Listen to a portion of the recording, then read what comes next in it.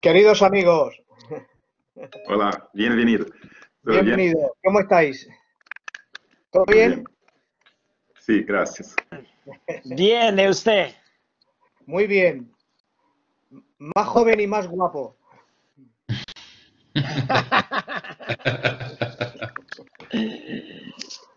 Marcelo, prossiga, por favor. Tá, só me confirma o título mesmo da nossa coleção que me deu branco agora. Direito, meio ambiente e sustentabilidade, a coleção. Tá, graças, graças.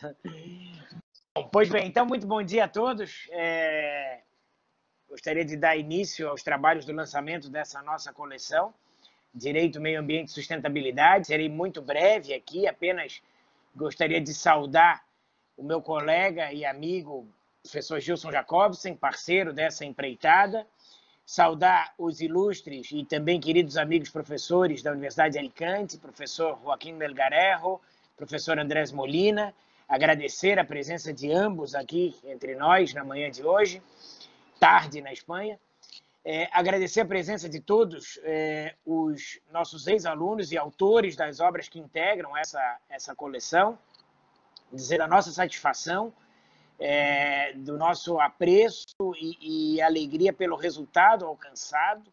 Né? São 25 trabalhos de elevadíssima qualidade, de alto nível intelectual, todos eles frutos de dissertações de mestrado realizadas no âmbito do nosso programa de pós-graduação em Ciência Jurídica da Univale, a esmagadora maioria deles em dupla titulação com a Universidade de Alicante, com o Instituto Universitário de Águas e de Ciências Ambientais, mas também temos aqui trabalhos em dupla titulação com a Universidade do Minho, com a Universidade de Delaware e com a Universidade de Perúdia.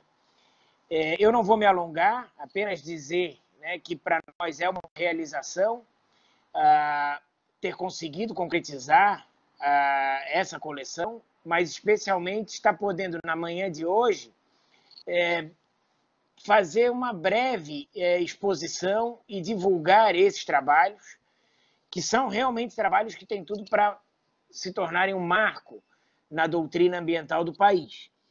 Todos os volumes, eu repito, eles são de elevadíssima qualidade técnica, de modo que para nós é uma honra poder figurar aí como organizadores, né, de trabalhos dessa coleção que contempla esses trabalhos tão tecnicamente bons. Eu, sem mais delongas, então, eu vou passar a palavra ao professor Joaquim Melgarejo, agradecendo novamente.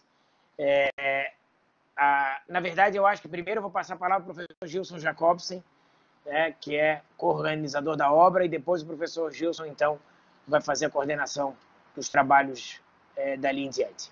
Muito obrigado a todos. Eu passo a palavra ao professor Gilson.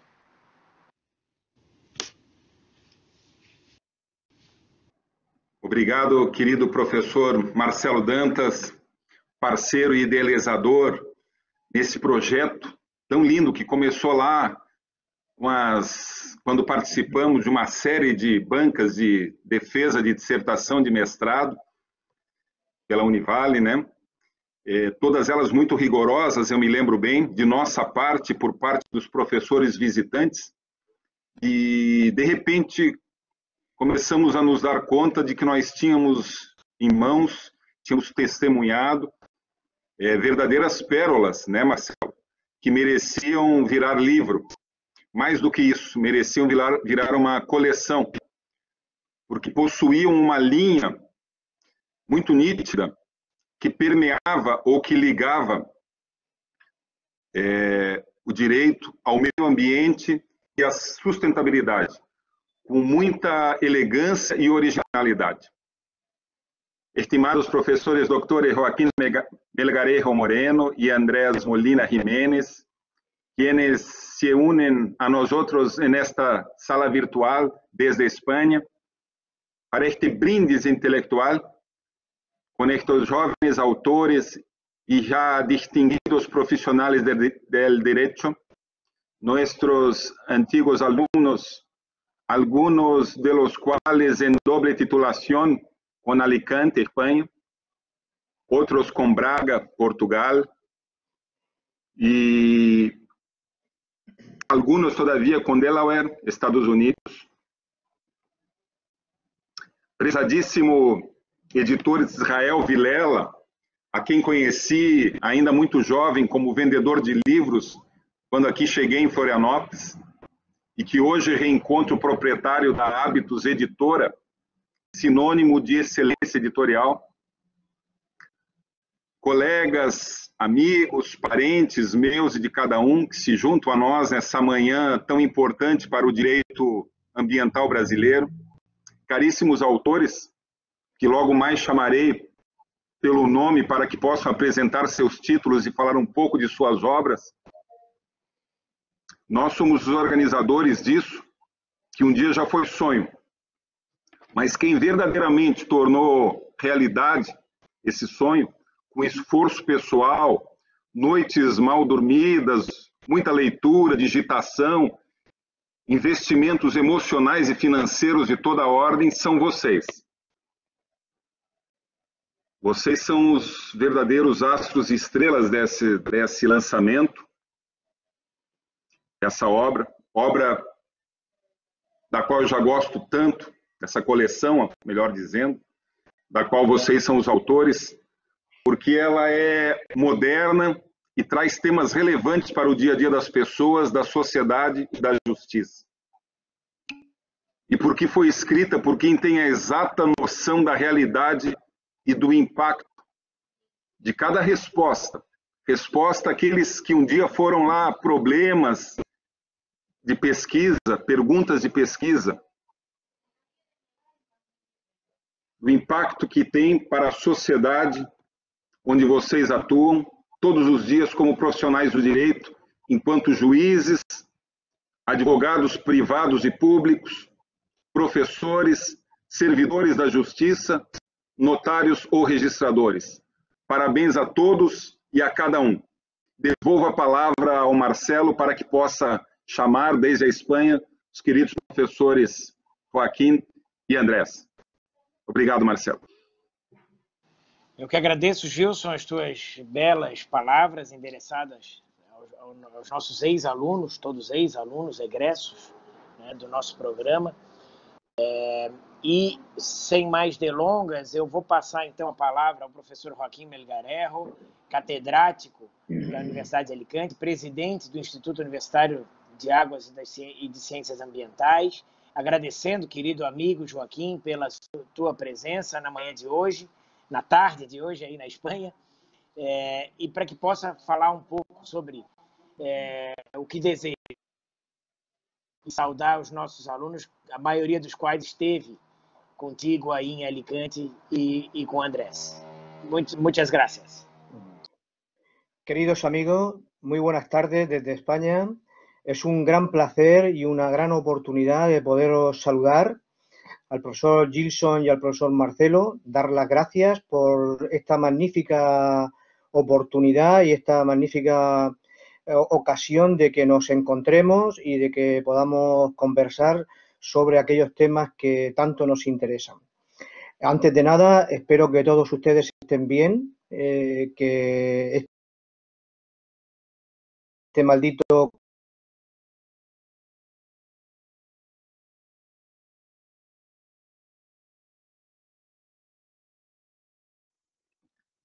Colou, Marcelo. Acho que podemos passar a palavra para o outro professor, depois de volta. Ah, voltou. No sé si Sim, voltou. Voltou. Perfecto. ¿Se me escucha?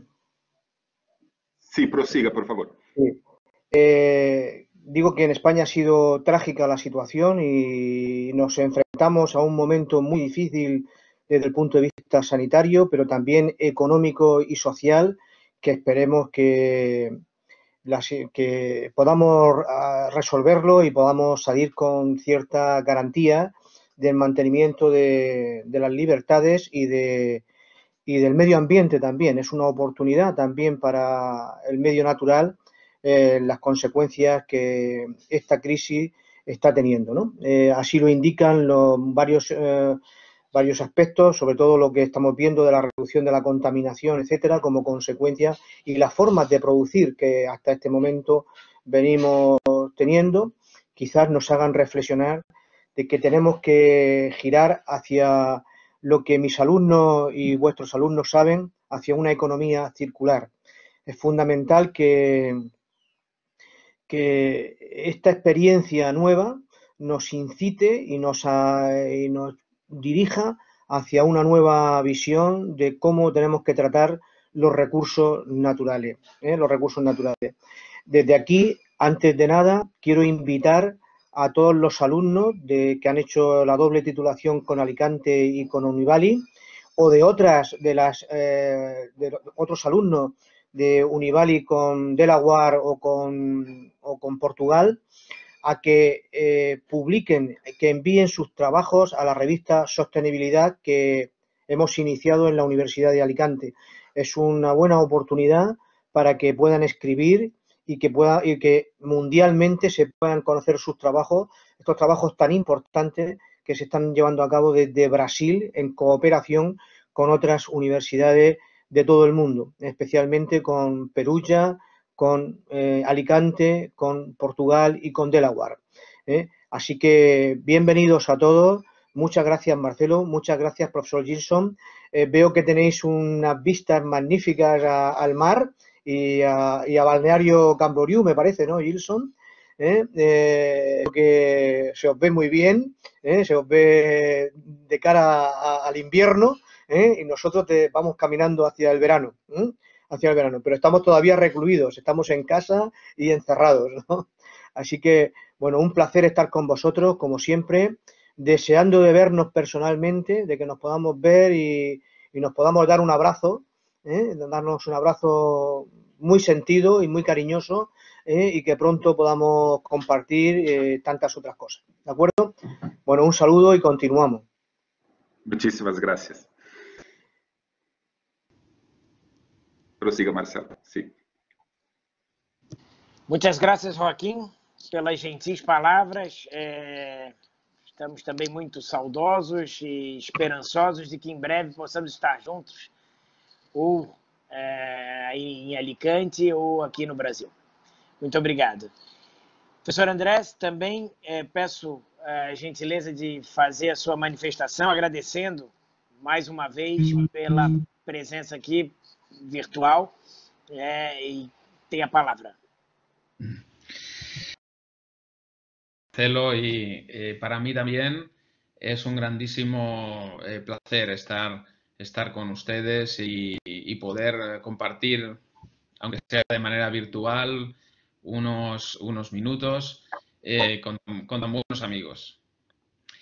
Y yo quiero destacar, un poquito añadiendo algunas consideraciones a lo que comentaba mi compañero y amigo el profesor Melgarejo, que bueno, realmente me ha sorprendido muy gratamente esta iniciativa que habéis tenido de publicar en un formato además estupendo los trabajos realizados por los alumnos. Creo que además era muy merecido que esos trabajos fueran publicados y fueran divulgados con esta dignidad, ¿no?, con la que lo habéis hecho. Yo quería destacar algunas cosas, ¿no? Primero, en el plano personal, para mí es un enorme placer siempre recibir a los alumnos de Univali en Alicante, porque al margen del intercambio de las experiencias profesionales, de los conocimientos, se entablan realmente relaciones personales muy buenas, duraderas, e incluso amistades, y creo que es una colaboración y una oportunidad buenísima para las dos partes, ¿no?, de poder estar cada vez más juntos, más integrados y enriquecernos un poco, ¿no?, tanto en el plano personal como profesional. Creo que el formato semipresencial de los másteres está funcionando muy bien,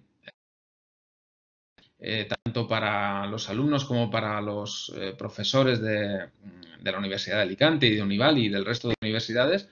El grado de satisfacción es alto, ¿no?, porque está permitiendo, bueno, transmitir una enorme cantidad de conocimientos y luego poder además compartirlos personalmente en la fase presencial y realizar también pues una serie de visitas que creo que son muy enriquecedoras para todos. Por tanto, espero de verdad que podamos mantener esta iniciativa durante mucho tiempo. Los trabajos de los alumnos que se publican o que se han publicado, creo que destacan por varias cosas, ¿no? Primero, la enorme diversidad temática. Realmente es muy rico las diferentes temas que se han abordado por parte de los alumnos y que han dado lugar, por tanto, a trabajos muy diversos, sobre todo a la temática ambiental. Además, en muchos de ellos también ese abordaje multidisciplinar creo que ha enriquecido el debate jurídico, ¿no? Con lo cual creo que son trabajos de un enorme interés. Además, tienen un rigor científico notable. Y sin duda creo que tendrán un gran impacto social, porque no son en su gran mayoría estudios meramente teóricos o abstractos, ¿no? Sino que también son estudios que apuntan soluciones a problemas concretos, reales, que promueven en definitiva políticas públicas que creo que son del mayor interés. Y ese enfoque también a veces del derecho comparado, de la comparación entre el derecho brasileño, el derecho español, el derecho de la Comunidad Europea y cómo eso puede, en definitiva, ese contraste puede enriquecer nuestros ordenamientos jurídicos, pues creo que es muy útil, ¿no? Por tanto, quisiera concluir felicitando al profesor Marcelo, al profesor Gilson, por esta iniciativa, por esta publicación. Seguro que tendrá continuidad en próximas ediciones este tipo de publicación de los trabajos, porque creo que hay que dar visibilidad a estos trabajos de tan gran calidad y esta es una muy buena manera. Como comentaba el profesor Melgarejo, pues estamos viviendo una situación difícil. En España creo que estamos en una fase, bueno, pues quizá ya de estabilización y con buenas perspectivas para el próximo curso académico. Yo creo que con un poquito de responsabilidad de todos, pues podremos reconducir esta situación y que podamos continuar con nuestras actividades, también sociales, en el curso próximo. Yo confío en que eso será así y que pues las próximas fases presenciales de los másteres puedan realizarse sin mayor problema, así como las estancias de los doctorandos y sin duda pues vamos a poner todo nuestro esfuerzo en que eso sea así. Muchísimas gracias por contar conmigo para esta presentación y un fuerte abrazo a todos los buenísimos amigos de Unival y muy en particular al profesor Marcelo, que como sabe nos une además una relación de amistad de muchos años y bueno, que también se ha traducido en una relación profesional muy fructífera. Un abrazo a todos. Muchas gracias, querido Andrés, pelas palavras boníssimas, gentis, como sempre. Professor Andrés e professor Joaquim são parte integrante dessa coletânea, não só por terem recebido a esmagadora maioria dos autores durante a estada deles no período de dupla titulação em Alicante, mas também por terem participado da maioria das bancas de defesa desses trabalhos juntamente conosco. Então, são, eu diria, até corresponsáveis pela aprovação desses alunos e por darem o seu aval para que esses trabalhos pudessem ser publicados. Então, muito obrigado, Andrés, muito obrigado, Joaquim. Passo a palavra ao professor Gilson para que, então, nós possamos ouvir atentamente a cada um dos autores que vai fazer uma breve apresentação sobre o seu... Muito bem, muito obrigado, professor Marcelo. Chamo, então, para apresentar o volume 1 da coleção, a autora Alexandra Lorenzi da Silva. Bem-vinda, Alexandra. Muito obrigada, professor. Bom dia a todos. É uma honra participar desse evento de lançamento da coleção Direito, Meio Ambiente e Sustentabilidade, organizada pelos queridos professores doutores Marcelo Busaglio Dantas e Gilson Jacobsen, em conjunto com a editora Hábitos. Como o professor Gilson já falou, eu me chamo Alexandra Lorenzi da Silva, sou juíza de Direito e atualmente eu estou trabalhando na Unidade Regional dos Executivos Fiscais Municipais e Estaduais da Comarca da Capital, em Florianópolis. Eu também sou mãe de 2 adolescentes e esposa, e além de tudo isso, consegui finalizar o meu mestrado, e o meu livro é o primeiro volume dessa coleção, e trata da dissertação de mestrado em Ciência Jurídica da Universidade do Vale do Itajaí, sob o título O princípio da proibição de retrocesso aplicado ao direito ambiental, sob as perspectivas de decisões judiciais selecionadas.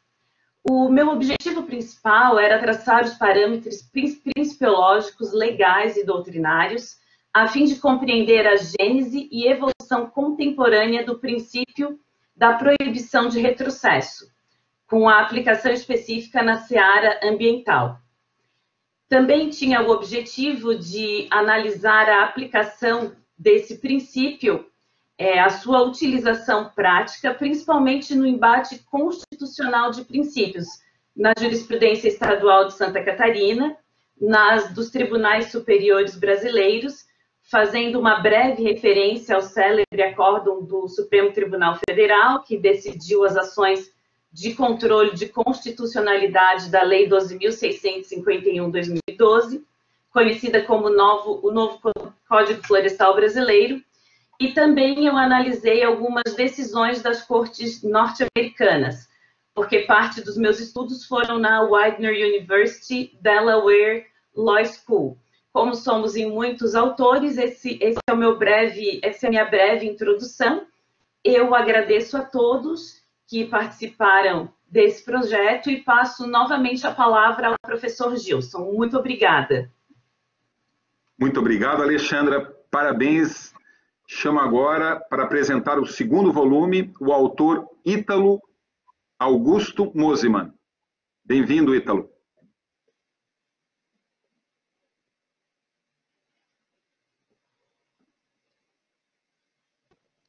Bom dia. Bom dia. Então, consegue me escutar, professor? Sim, perfeitamente. Então tá.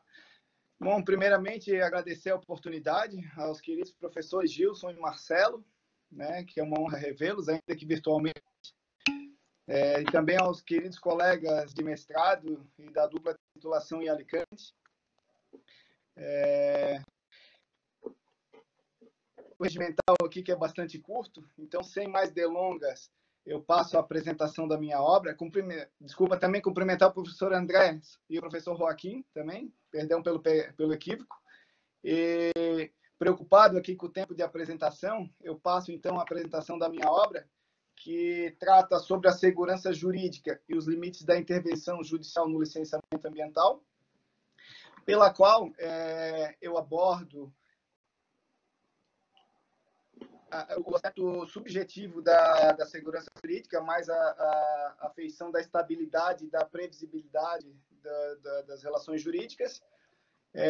A pesquisa está ordenada em 3 partes. A primeira, mais principiológica, né, sobre a segurança jurídica como elemento estruturante do Estado de Direito. O marco teórico de sustentação sobre o licenciamento ambiental está no capítulo 2º, em que eu trato os aspectos gerais do licenciamento e os fatores de instabilidade e de insegurança que permeiam o sistema de licenciamento ambiental como um todo, que são muitos e certamente não daria de discorrer aqui. E na parte obra, que é sobre os limites da intervenção judicial propriamente dita no licenciamento. É tratada a questão do controle da discricionariedade no âmbito da administração pública, a questão do ativismo judicial, judicialização da técnica, a aplicação indiscriminada do princípio da precaução e os limites, efetivamente, da intervenção judicial no licenciamento ambiental sob a ótica do STJ. Basicamente, essa é a minha pesquisa e estou à inteira disposição dos colegas para, eventualmente, algum esclarecimento em outro veículo. Muito obrigado. Muitíssimo obrigado, Ítalo. Parabéns também. Chamo agora para apresentar o terceiro volume, o autor Igor Rigon. Bem-vindo, Igor. Não, o Igor, ele teve um compromisso no mesmo horário, o Gilson não vai poder participar.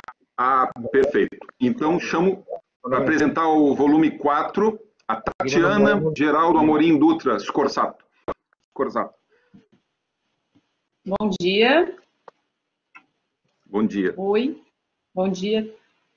Queria dizer que é uma honra participar desse evento, agradecer ao professor Marcelo, ao professor Gilson, pelo convite, né, dizer que estou muito feliz, cumprimentar os professores, né, convidados, os demais colegas, e dar início dizendo que o meu volume é o de número 4, e o objetivo é analisar as controvérsias existentes entre o loteamento de acesso controlado e o condomínio de lotes.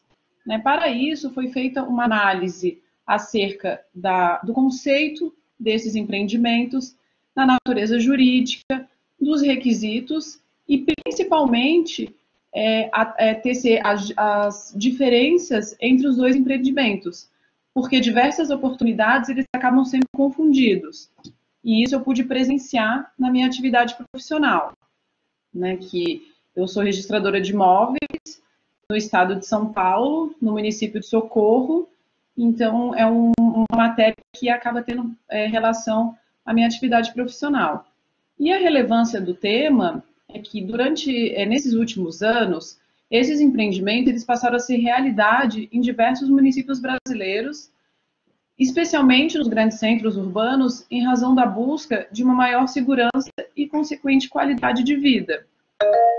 E apesar disso, não havia uma lei que regulamentasse o assunto, ocasionando tanto uma divergência, tanto doutrinária quanto jurisprudencial, acerca da própria validade e legalidade desses empreendimentos, o que ocasionava uma insegurança jurídica. Então, em julho de 2017, houve a edição da Lei 13.465, que regulamentou os dois institutos, tanto o loteamento de acesso controlado quanto o condomínio de lotes, promovendo uma alteração no Código Civil e na Lei de Parcelamento do Solo, a Lei 6766. E isso, de uma certa forma, contribuiu para confirmar a legalidade dos dois empreendimentos, né, pondo fim à divergência que existia até então. Só que, apesar disso, inúmeras discussões ainda permanecem nos dias atuais, como, por exemplo, seria a eventualidade da possibilidade de cobrança ou não das taxas de associação nos loteamentos de acesso controlado, a questão da metragem mínima dos lotes. Então, são temas também que eu abordei no decorrer da obra, sempre tentando verificar como era a situação antes da lei, como ficou e as divergências que continuam nos dias atuais. E eu queria finalizar dizendo que houve uma grande importância nas alterações na lei. O mais importante é que os municípios eles estabeleçam diretrizes na aprovação, né, desses empreendimentos, verificando as peculiaridades locais, né, como, por exemplo, eventual prejuízo ao tráfego local, eventual não restringir o acesso a bens públicos essenciais como as praias, enfim, toda a dinâmica da cidade e a interconexão dessa região com os empreendimentos. Então, no final do livro, eu pretendi trazer uma reflexão a respeito disso, e eu espero que goste da leitura, e muito obrigada pela atenção de todos. Muito obrigado, Tatiana, parabéns. Chamo agora a autora Tainá Fernanda Pedrini para apresentar o volume 5 da coleção. Bem-vinda, Tainá. Bom dia a todos. Conseguindo me ver e ouvir? Sim, perfeitamente. Pode prosseguir. Meu nome é Tainá Fernanda Pedrini, eu sou assessora jurídica lotada na comarca de São João Batista. Gostaria de cumprimentar e parabenizar os autores, em nome dos organizadores, professor Marcelo Buzago Dantas e professor Gilson Jacobsen. É uma honra participar desse projeto. Gostaria também de agradecer aos professores participantes e todos os ouvintes. O meu livro é intitulado Ecoeficiência, como a sustentabilidade pode acrescer a atividade empresarial, fruto do mestrado em dupla titulação com a Universidade de Delaware, sobre a obra. Em um primeiro momento, tendo consciência de que somos uma sociedade produtora de risco, abordei o tema da sustentabilidade, especialmente sobre o viés ambiental, ainda a aplicação, especialmente jurisprudencial, dos princípios da precaução e da prevenção na atividade empresarial. Posteriormente, no segundo capítulo, com os recortes epistemológicos da pesquisa, analisei o novo padrão de stakeholders, que são os intervenientes no processo de funcionamento da empresa, como clientes, trabalhadores e investidores, e por meio de estatísticas, pude denotar que a exigência de um novo padrão de empresas, que há uma exigência de um novo padrão de empresas em diversas áreas. Por fim, no terceiro capítulo, estudei casos de empresas que, por desrespeitarem a legislação e os mecanismos de compliance, sofreram condenações judiciais e perda da credibilidade no mercado, dos clientes e dos investidores. Cabe ressaltar aqui que foram analisadas as leis do estado de Delaware e do Brasil em razão da dupla titulação. Nos relatórios apresentados e nas análises de empresas como Lura, Parmalat, Natura, Nestlé e O Boticário, dentre outras, concluiu-se que a ecoeficiência é um modo de gestão ambiental que veio para ficar. Muito obrigada a todos. Passo a palavra ao professor Gilson. Muito bem. Parabéns também, Tainá. Eu chamo agora para apresentar o volume 6, a autora Carla Schmidt de Schmidt. Bem-vinda, Carla. Os demais podem desligar o microfone. Bom dia a todos. Estão me ouvindo bem? Sim, perfeitamente. Sim, me vendo também? Então tá certo. Meu nome é Carla Schmitz de Schmitz. Eu sou procuradora de Estado há 10 anos, sou graduada pela Pontifícia Universidade Católica do Paraná, pós-graduada pela Unibrasil e mestre pela Univale em dupla titulação com a Universidade de Alicante. Primeiramente, quero agradecer por esse momento, essa honra de estar participando dessa coleção, né, maravilhosa, com autores gabaritados, organizada pelos professores Gilson, pelo professor Marcelo. Agradecer o convite por participar. Tenho que agradecer também aos meus familiares e amigos que estão aqui assistindo, à Procuradoria de Estado, o maior escritório de advocacia do Estado, né, instituição séria da qual faço parte. Agradecer a Univale, Universidade de Alicante, os professores que colaboraram para essa coleção e também aos demais colegas, os quais parabenizo pela obra, Editora Hábitos, enfim. O meu livro é o volume 6, né? O título é Instrumentos de Viabilização das Obras Públicas para o Alcance da Sustentabilidade. Como procuradora de Estado, defensora do que é público, eu não poderia deixar de abordar a questão pública, né? Então eu foquei nas obras públicas que acho de extrema importância que a sociedade saiba que o que é público não é do Estado, o que é público é de todos, é do povo, é da sociedade. Dito isso, meu livro tem 125 páginas, eu dividi ele em 3 capítulos. O primeiro capítulo é mais introdutório, conceitual, ele vai trazer a questão do conceito de sustentabilidade, o histórico do direito ambiental, também o que seriam as obras públicas, do exemplo, presídios, hospitais, aeroportos, rodovias. Em seguida, passo para uma parte mais técnica, o capítulo 2 e o capítulo 3, eles são mais técnicos, eles vão trazer a avaliação ambiental estratégica, a avaliação de impacto ambiental, estudo de impacto ambiental, licenciamento ambiental, e estudo de impacto de vizinhança. Isso no capítulo 2 e capítulo 3, inclusive esses conceitos, toda essa parte de procedimento de licenciamento ambiental, ele é importante para as outras obras que fazem parte da coleção. E acredito que o livro esteja alinhado também com toda a coleção e conjugado com os outros assuntos. Espero que vocês aproveitem e que vocês desfrutem dessa obra. Muito obrigada. Muito bem, parabéns também, Carla. Obrigada. Passo a palavra agora para a apresentação do volume 7, para o autor Leandro Kacharovski Aguiar. Bem-vindo, Leandro. Obrigado, professor Gilson. Bom dia a todos. Me escutam perfeitamente? Sim, sim. Tá. Então, o volume 7 da coletânea ele é intitulado como Crise Ambiental Transnacional, Sustentabilidade e Economia Circular, Desafio Global para a Construção do Futuro Sustentável. Nessa obra eu procurei estabelecer uma íntima correlação entre o novo paradigma da sustentabilidade e o marco da economia circular, fomentando o debate acerca da premente necessidade de transição entre o atual modelo linear de produção e consumo e o novo modelo econômico circular, que eu tive a oportunidade de estudar em Alicante, com uma das maiores autoridades no assunto, o professor Melgarejo, meu orientador.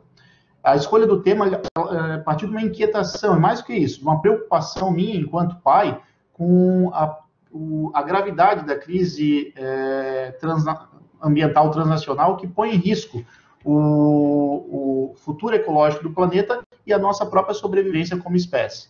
O fato é que os efeitos nefastos dessa crise, muitos dos quais irreversíveis, eles já são perceptíveis pela atual geração e tendem a piorar para gerações futuras se não houver uma radical mudança de atitude, convergindo para o desenvolvimento de um novo paradigma capaz de quebrar, romper com essa racionalidade predominantemente econômica que, alheia às consequências, consome o capital natural muito acima da capacidade de carga ou suporte do planeta.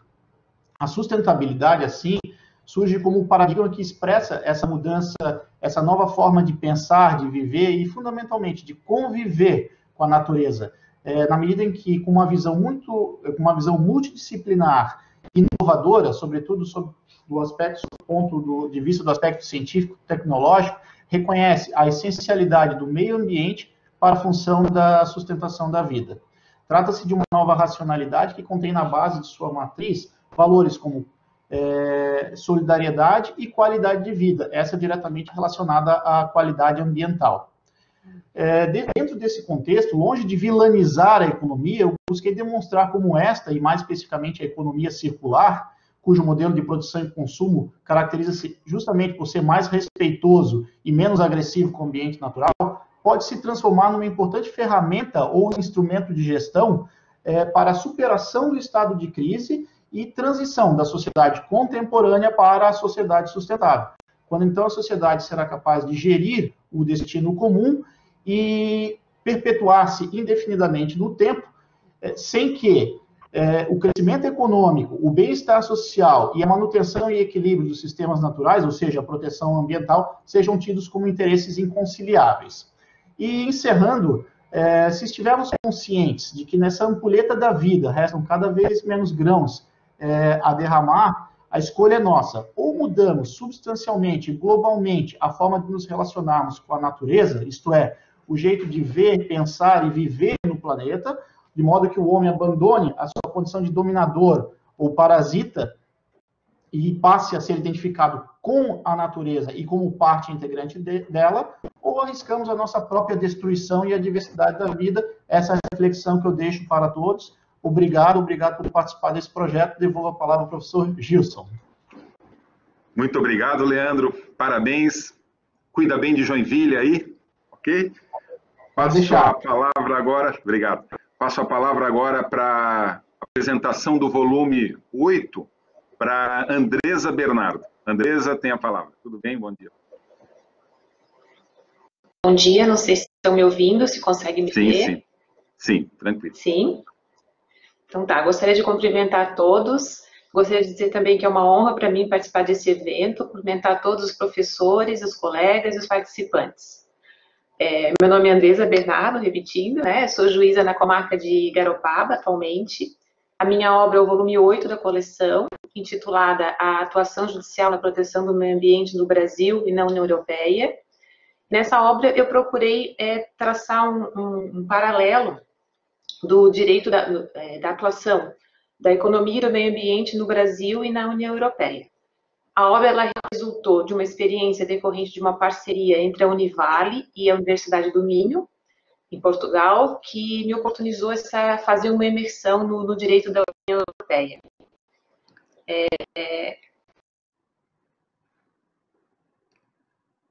Econômica e ambiental no Brasil e na União Europeia, e ela aborda especialmente a questão da transversalidade da tutela do meio ambiente e o necessário diálogo entre a economia e o meio ambiente, a fim de que a defesa de um direito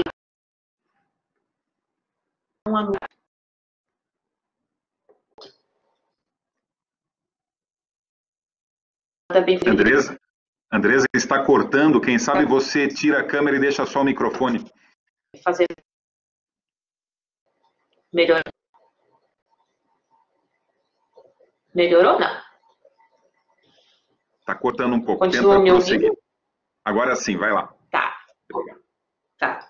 Então, eu vou passar para a parte principal, que seria o capítulo 3, então, da obra.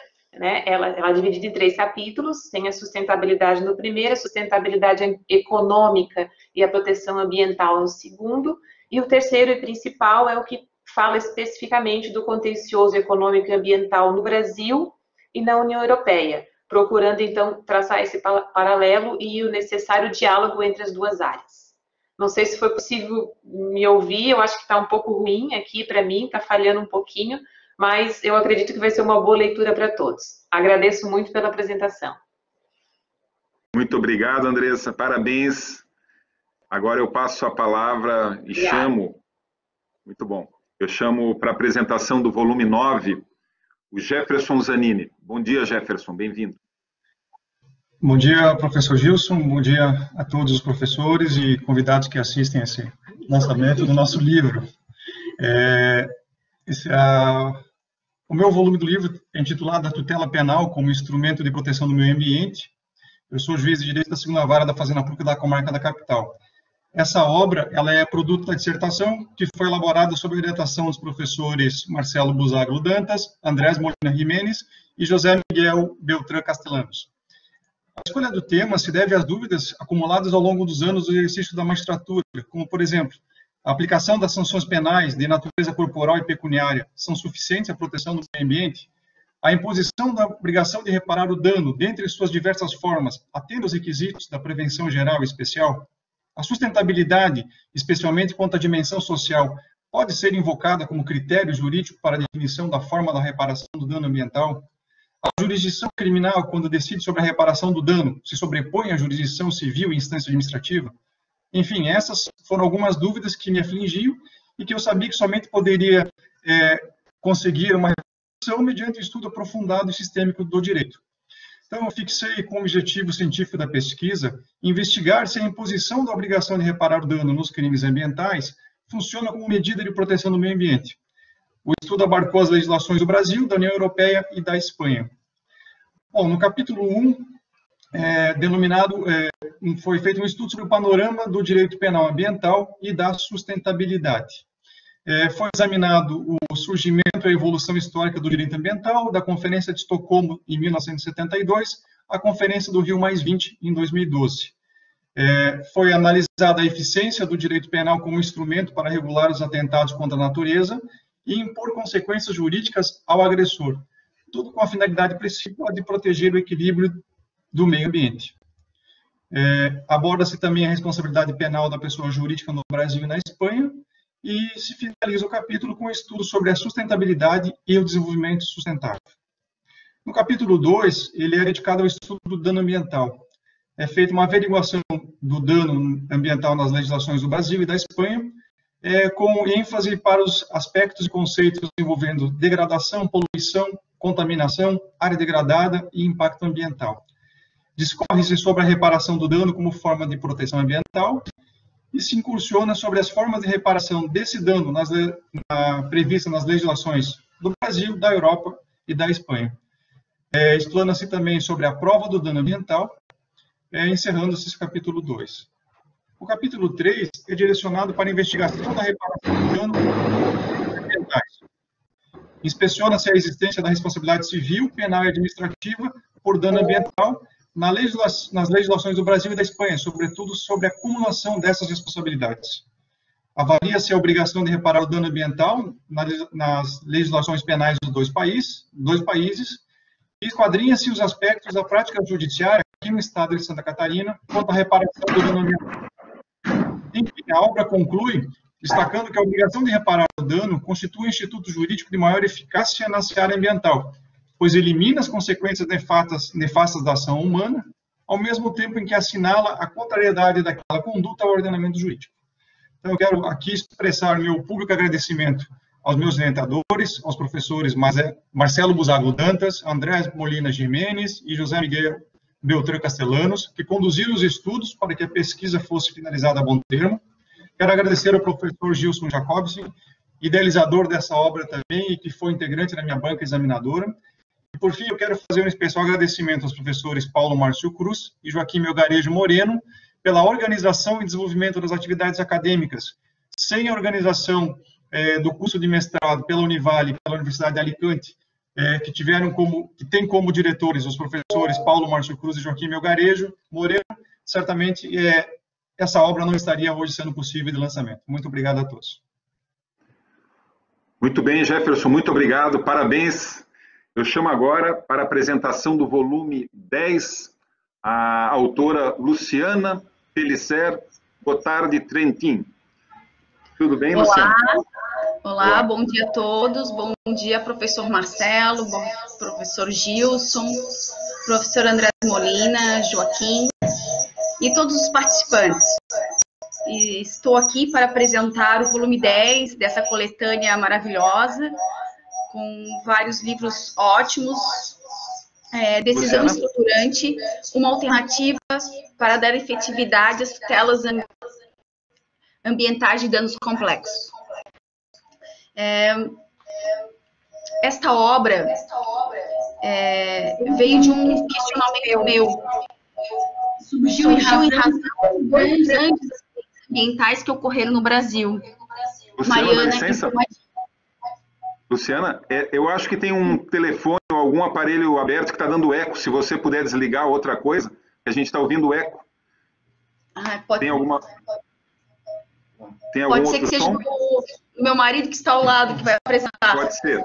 Pede para ele desligar um pouquinho. Pode prosseguir, obrigado. Melhorou? Melhorou, perfeito. Como não imaginar a tutela desse processo envolvendo esses dois acidentes ambientais? Como seria o desenrolar do processo judicial a fim de concretizar realmente essa reparação desses danos, desses conflitos? Esta obra tem o objetivo de apresentar uma tutela jurisdicional diferenciada, mais dialógica e participativa, na qual o juiz, juntamente com as partes e os demais interessados, decidem em conjunto o modo mais viável de resolver os conflitos ambientais de danos complexos e de grande impacto ambiental, a fim de dar efetividade a uma decisão judicial. Para tanto, analisei a teoria desenvolvida por um processualista norte-americano, Owen Fiss, que estudou o processo estrutural, a decisão estruturante, que é uma decisão que busca implementar uma reforma estrutural ao ente, uma organização, uma instituição, a fim de concretizar um direito ambiental. Baseada nessas premissas teóricas da decisão estruturante, eu analisei a sua aplicabilidade no direito brasileiro. Em especial, fiz um estudo do caso da ação civil pública do carvão, na qual foi adotada este modelo de decisão estruturante como forma de resolver o impasse que envolve a região carbonífera de Santa Catarina. O presente trabalho não pretendeu esgotar os questionamentos referentes à temática, mas investigar e levantar o debate. Convido a todos a lerem e uma boa leitura. Obrigada, professores, e obrigada a todos. Muito obrigado, Luciana, parabéns. Chamo agora para a apresentação do volume 11, o André Luiz Anraim Trentini. Tudo bem, André? Tudo bem, André? Ah, está ali. Eu vou ocupar o posto da Luciana, que eu tive que desligar o meu computador para que não desse interferência. Perfeito. Bom dia a todos. De início, eu cumprimento e agradeço imensamente por esta oportunidade os professores Marcelo, professor Gilson, professor Andrés e professor Joaquim. Me chamo André Luiz Anraim Trentini, sou juiz de direito da primeira vara da comarca de Porto Belo e pretendo, nesse momento, apresentar a obra de minha autoria, cujo título é A Tutela do Meio Ambiente através do Pagamento por Serviços Ambientais, um auspicioso instrumento econômico de política ambiental. Os últimos tempos foram marcados por um acelerado processo de crescimento econômico, o qual se deu, dentre outros fatores, pela excessiva exploração dos ecossistemas, o que gerou um preocupante cenário sob o ponto de vista ambiental. Nesse contexto, surgiu a necessidade de compatibilizar o desenvolvimento econômico com a tutela do meio ambiente sadio e equilibrado. Em todo o mundo foram desenvolvidas políticas públicas para o gerenciamento e a proteção do meio ambiente. De início, ganharam relevo os tradicionais instrumentos de comando e controle, fundamentados na função repressiva do direito, com o fim de desestimular ações nocivas à natureza por meio da instituição de sanções. Mais recentemente, de outro lado, surgiram os instrumentos econômicos, de lógica inversa e alicerçados na função promocional do direito, buscando estimular comportamentos direcionados à preservação ambiental através de bonificações aos agentes. Com a constatação de que os instrumentos tradicionais apresentavam deficiências na execução e efetividade, os mecanismos econômicos adquiriram certo protagonismo nos últimos anos, passando a ser vistos como uma outra alternativa para a conservação dos recursos naturais. E é nesse cenário que surgiu o pagamento por serviços ambientais, PSA, tema central deste livro. Pode ser conceituado de maneira singela como uma recompensa, pecuniária ou não, instituída em favor daquele que promove a prestação de serviços ecossistêmicos pela natureza. O PSA destina-se à criação de ônus e bônus aos agentes envolvidos para que se comportem de acordo com uma política ambiental conservacionista. Atribui a um determinado comportamento direcionado à proteção dos serviços ecossistêmicos uma bonificação, que pode ser em pecúnia ou mesmo a disponibilização de tecnologia e capacitação. O PSA é um instrumento de política ambiental ainda em construção, mas que pode ser visto como uma promissora ferramenta de tutela da natureza. Não é um remédio para todos os males, mas indiscutivelmente uma nova opção para a conservação da natureza, mais econômica para o poder público e, notadamente, mais vantajosa sob a ótica econômica, uma vez que é preferível o investimento na preservação à reparação ambiental. Muito obrigado a todos. Muitíssimo obrigado, André. Luiz, parabéns também. E agora eu passo a palavra para a apresentação do volume 12, à autora Laisa Pavan da Costa. Bem-vinda, Laisa.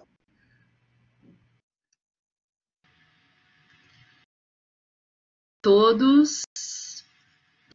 Bom dia. Primeiramente, eu quero cumprimentar os professores que organizaram essa coleção e viabilizaram a publicação das nossas dissertações. Para nós é um marco importante na nossa carreira acadêmica e jurídica também. Quero agradecer também Andrés e Joaquim Melgarejo pela atenção em Alicante, e certamente os ensinamentos de lá contribuíram muito para a pesquisa que eu desenvolvi e que está hoje condensada num livro que se chama O Direito Fundamental à Cidade Sustentável, esse conteúdo no direito brasileiro. O professor já antecipou, me chamo Laisa Pavan da Costa, do Estado, e exerço as minhas atividades atualmente em Blumenau. O livro trata basicamente de saber se o direito à cidade sustentável é ou não fundamental diante do regime de ampla que a Constituição Federal de 1988 estabeleceu.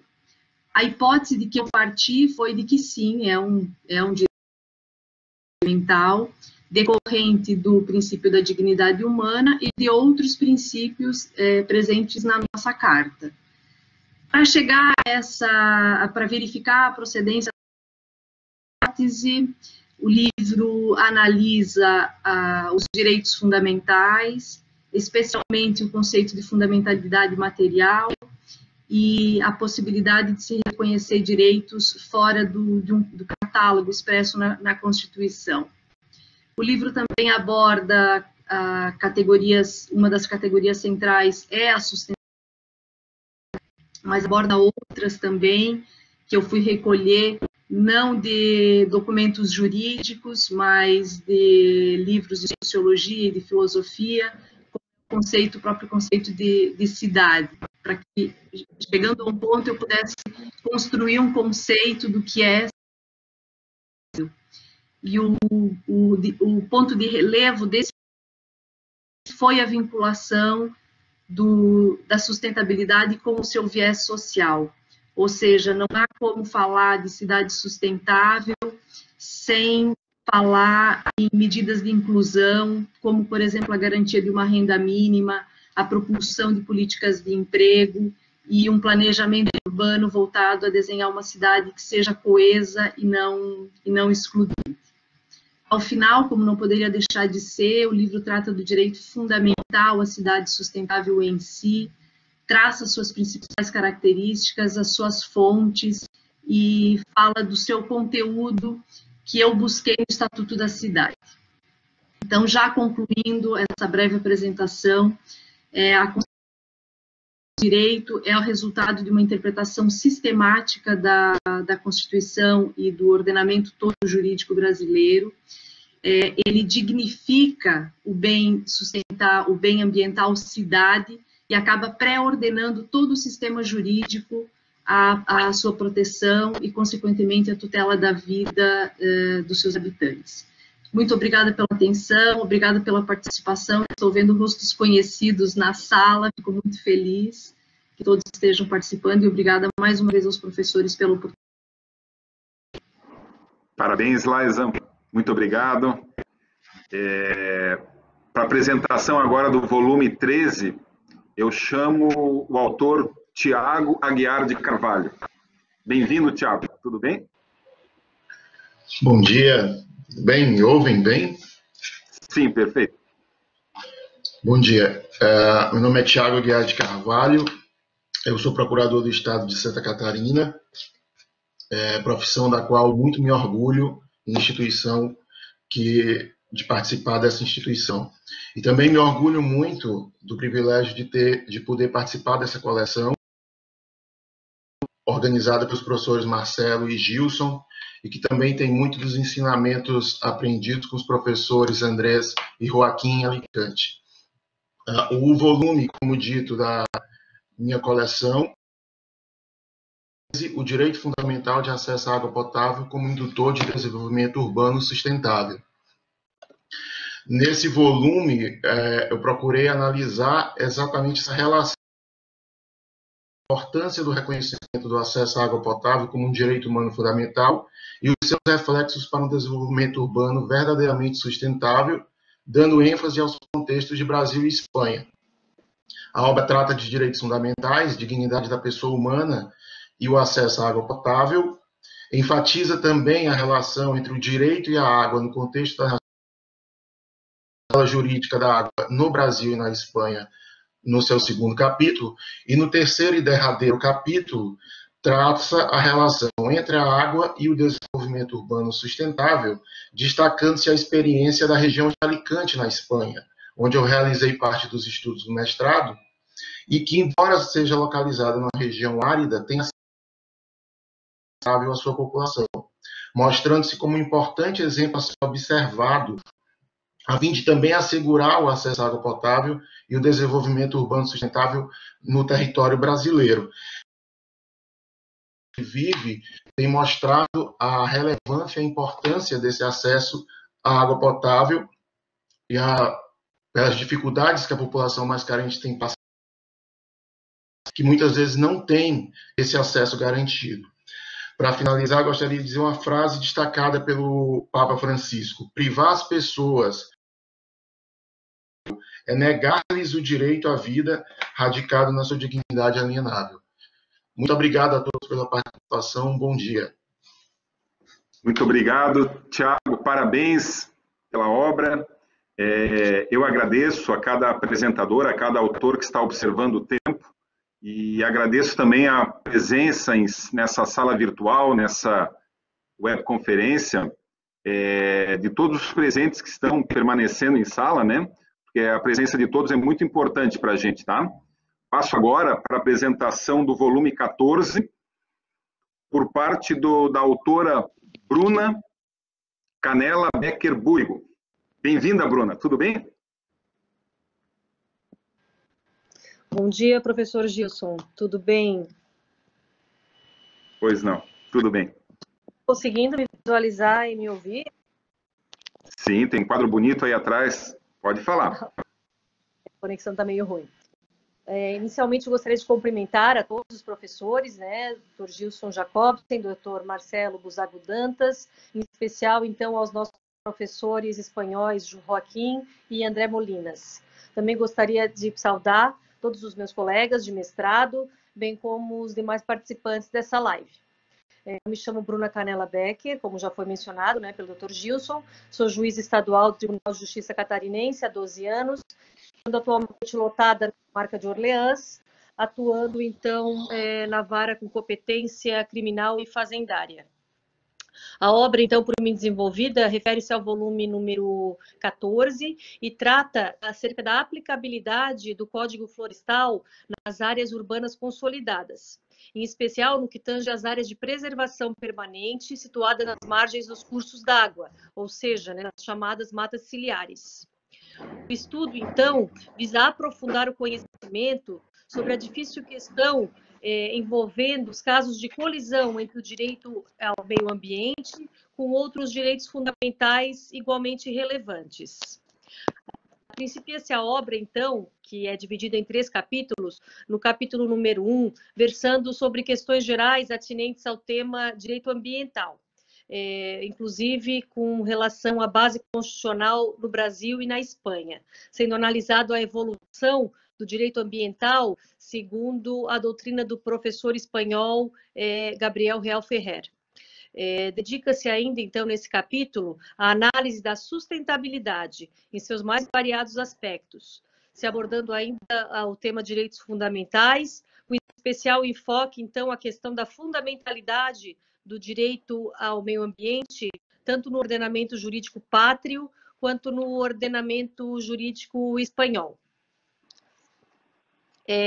Com relação ao capítulo 2, então, se o senhor está me ouvindo, professor Gilson? Sim, estamos ouvindo bem. Ok. Está perfeito. Tá certo. Pode prosseguir. Aqui está dando que a conexão está ruim.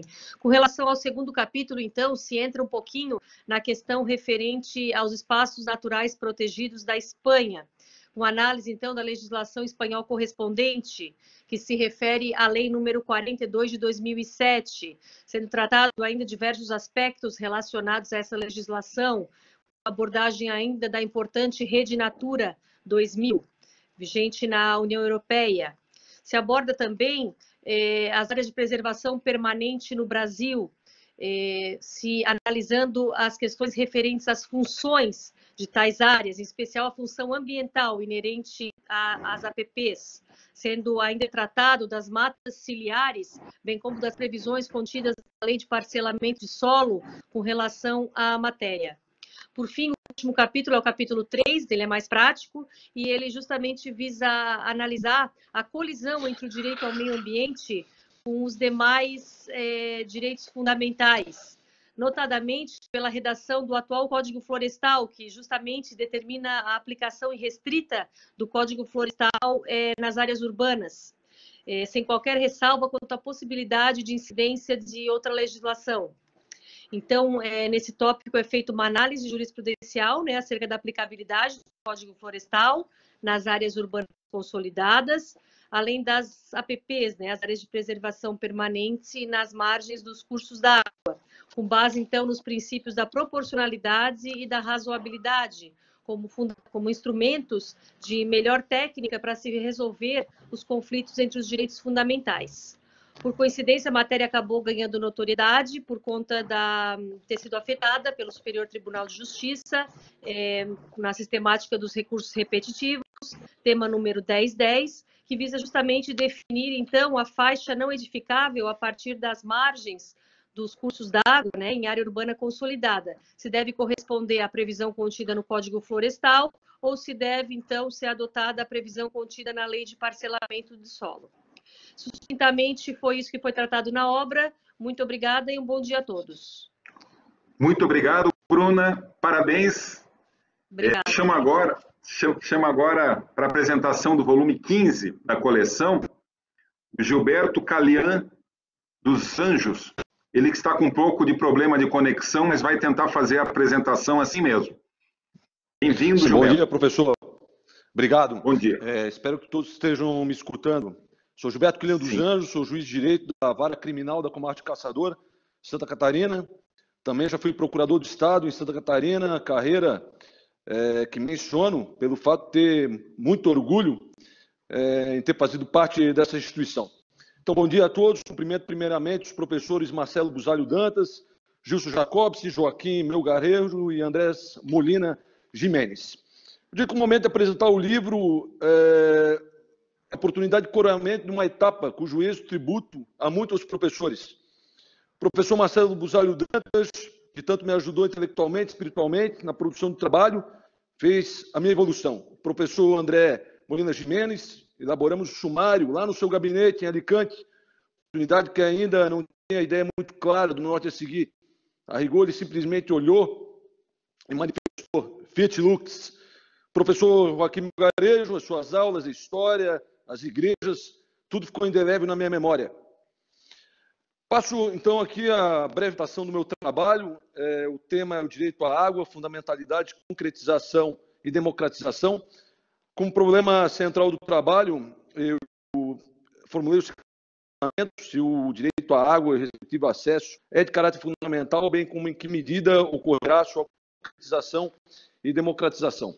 Então, no primeiro capítulo, eu tratei da fundamentalidade numa ótica vinculada à estrutura do que é o direito fundamental. E, para tanto, eu utilizei a obra muito significativa do professor Pessis Barba, que nos foi apresentada pelo professor Garcia, no mestrado.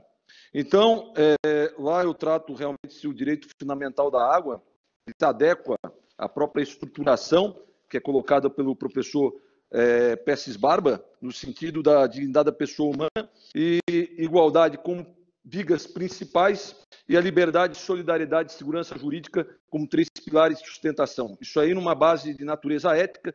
Ele também tem outro patamar, outro plano, que é a dimensão jurídica e a própria dimensão fática. Eu também aproveito para tratar da obra no pensamento do Ferraioli sobre a lei de proteção mais débil, protegendo as pessoas em vulnerabilidade. No segundo capítulo eu trato da própria concretização da água, nos seus instrumentos não jurídicos, que são ferramentas técnicas como reutilização, desalinização, tratamento da água e a utilização de água pluvial. E as ferramentas jurídicas, como a declaração de serviço público, o próprio planejamento hidrológico, enquadramento dos corpos de água em classes, a outorga de direitos de uso de recursos hídricos e a cobrança pelo uso da água, o pagamento de serviços ambientais, o chamado PSA. No terceiro capítulo, professor, eu trato aqui a democratização da água e faço menção às formas de democracia representativa, participativa, política, democracia social, formal e substancial. Trato também da democratização e a lei de águas brasileira, a participação do povo no Conselho Nacional de Recursos Hídricos, nos Conselhos Estaduais de Recursos Hídricos, os comitês de bacias hidrográficas e as organizações civis de recursos hídricos. E, por fim, eu trato da democratização protetiva das águas, falando sobre as públicas, associativismo e tribunais de água, principalmente o Tribunal de Valência e os tribunais informais, na obra também muito significativa que eu pesquisei do professor quando eu estava na Universidade Federal de Santa Catarina, meu professor, o doutor Christian Guy Calbe. Eu finalizo, e já extrapolando o tempo, tá? Novamente fazendo aqui o elogio aos professores, e aqui eu cito até a frase do Isaac Newton, quando ele falou, se enxerguei mais longe, é porque me apoiei em ombros de gigantes. Então, agradeço-lhes por fazerem enxergar além do meu horizonte. E a finalizar, peço desculpa, novamente extrapolei o tempo, na obra aqui no Platão, nos diálogos, do Laques, Coragem, ao emprestar a voz de Sócrates, ele fala que todos precisam de professores de modo a sempre aprender.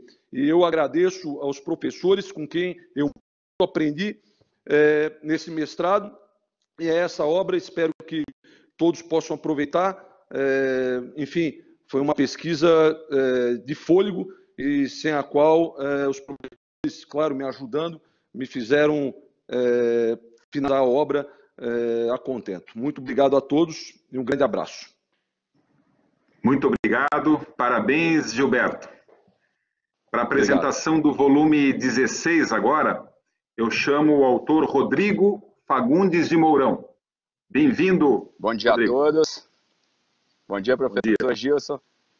Meu nome é Rodrigo Fagundes Mourão, sou juiz de Direito do Tribunal de Justiça de Santa Catarina, autor do volume 16 da coletânea, intitulado Critérios Hermenêuticos para uma Efetiva Proteção Jurídica ao Meio Ambiente, sob o paradigma da sustentabilidade. O tema desta obra versa sobre a hermenêutica jurídica ambiental orientada pelo critério da sustentabilidade. A pesquisa girou em torno dos critérios hermenêuticos que devem ser adotados pelos operadores do direito para que se possa alcançar uma efetiva proteção jurídica ao meio ambiente. Trata-se de tema de fundamental relevância para a concretização do Estado de Direito Ambiental e a garantia do direito fundamental a um meio ambiente sadio e equilibrado, conforme preconizado no artigo 225 da Constituição Federal. Como alicerce central da questão ambiental, a sustentabilidade é o novo paradigma axiológico, que deve conduzir à interpretação das normas jurídicas, em especial as que envolvem a proteção ao meio ambiente. O trabalho foi estruturado em 3 capítulos, destinando-se o primeiro ao estudo da crise ambiental no Brasil e no mundo, os aspectos relevantes da sociedade de risco, transformações do meio ambiente como direito fundamental, os princípios jurídicos do meio ambiente e a sustentabilidade como valor constitucional. No capítulo seguinte, o objeto de investigação é a interpretação e a hermenêutica jurídica, passando-se pela conceituação, digressão histórica das principais fases, superação do caráter normativista do positivismo, neoconstitucionalismo, princípios e regras na interpretação constitucional e a argumentação como fator de decisão.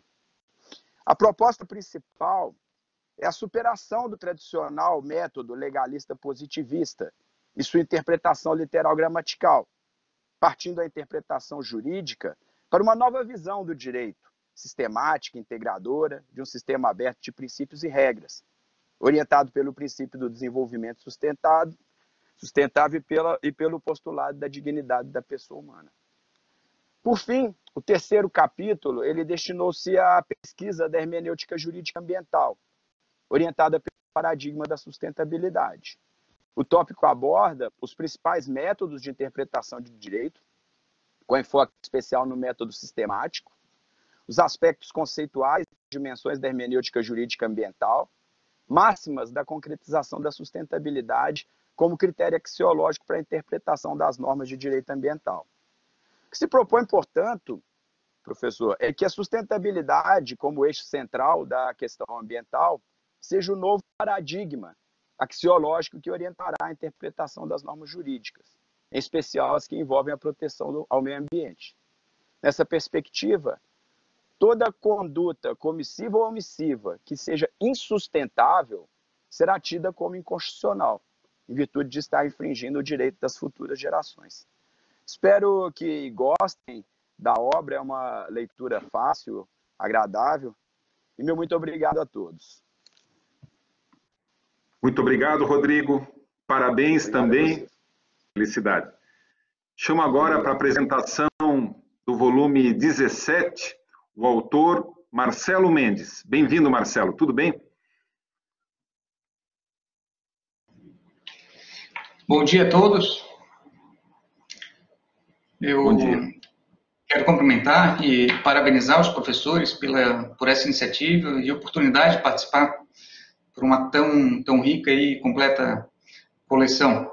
Agradecer em especial ao professor doutores Gilson, professor doutor Andrés Molina e o doutor Marcelo Buzago Dantas pela orientação, por ter me conduzido aí tão bem até o final dessa pesquisa acadêmica, né? Cumprimentar aí os colegas participantes dessa coletânea e ao público que tá assistindo essa nossa apresentação, né? Eu sou procurador de Estado, estou como consultor jurídico da Procuradoria-Geral do Estado, e o tema que eu escolhi, ele tem uma relação direta com a própria orientação jurídica da administração pública estadual.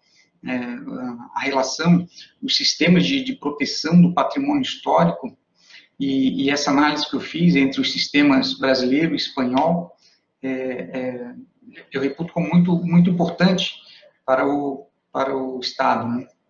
Então, assim, o propósito, em síntese, o que eu busquei trazer, sem objetivo de maneira alguma pretender esgotar o tema, foi trazer alguns elementos para a discussão em torno dos institutos de proteção ao patrimônio histórico, como o tombamento, né? Alguns subsídios que permitam construir algumas soluções, até para enriquecimento doutrinário e porventura judicial futuramente, para alguns problemas em torno dessas categorias integrantes aí do macrosistema do meio ambiente, né? Essa obra está estruturada, então, em três capítulos, repleto de citações, doutrina, a legislação e precedentes também judiciais, tanto do Brasil quanto da Espanha. E no desenvolvimento, ali, eu parto de uma abordagem metodológica indutiva e pretende trazer aí alguns elementos para o seguinte problema inicial: se é possível posicionar o direito à cultura como um elemento integrante do macrosistema do meio ambiente, né?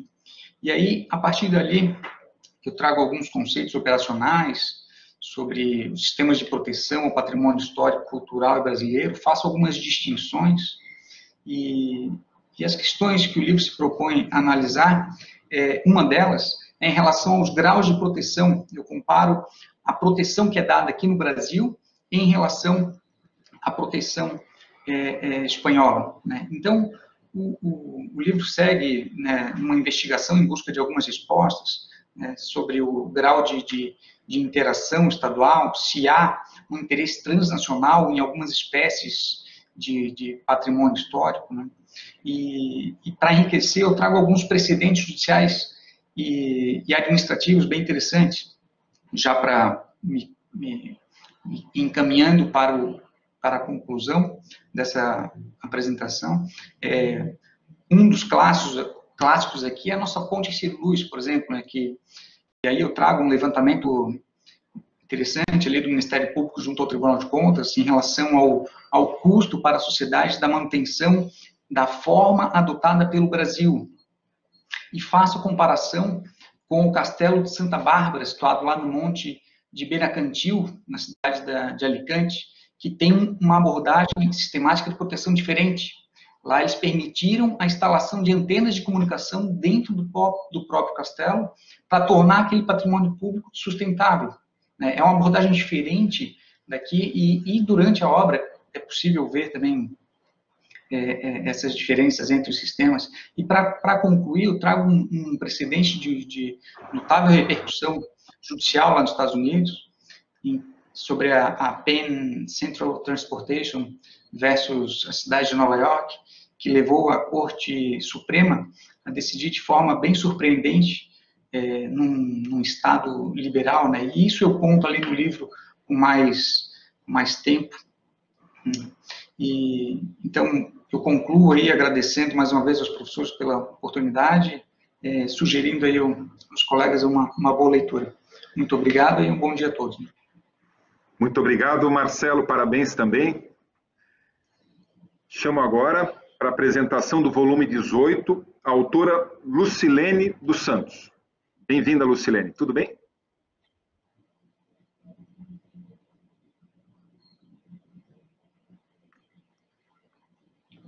Lucilene?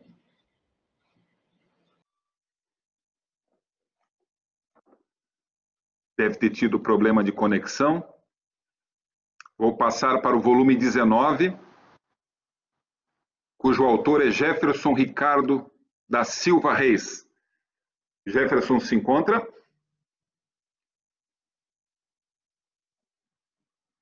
Também não.